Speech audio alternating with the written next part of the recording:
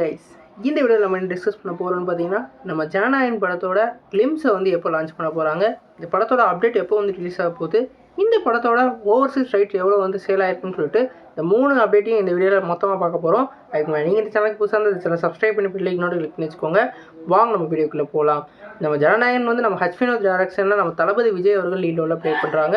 இந்த படத்துக்கு வந்து நம்ம பூஜா ஷெட்டி வந்து ஃபீமேல் லீடாகவும், நம்ம அனிருத் அவர்கள் வந்து இந்த படத்துக்கு வந்து மியூசிக்கும் பண்ணுறாங்க. இப்போ இந்த படத்தோட கிளிம்ஸை பற்றி பார்ப்போம். இந்த படத்தோட கிளிம்ஸை வந்து நம்ம தளபதியோட பர்த்டே ஸ்பெஷலாக லான்ச் பண்ண போகிறதா இப்போ அப்டேட் கிடச்சிருக்கு.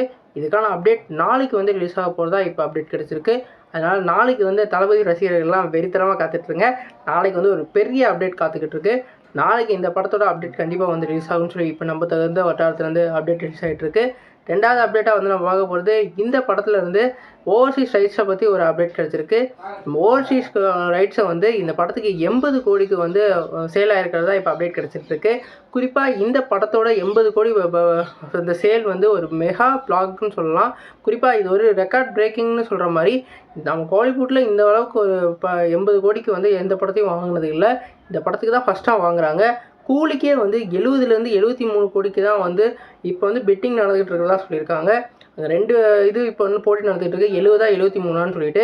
ஆனால் மேக்ஸிமம் 73 தான் வந்து லாக் பண்ணுறதுக்கு வாய்ப்பு இருக்குது. இந்த 2 இது காம்படிஷன் இருந்தாலும் 80 கோடிக்கு வந்து நம்ம தளபதியோட ஜனநாயகன் வந்து ஓவர்சீஸ் ரைட்ஸை வந்து இப்போ வந்து சேல் பண்ணியிருக்காங்க.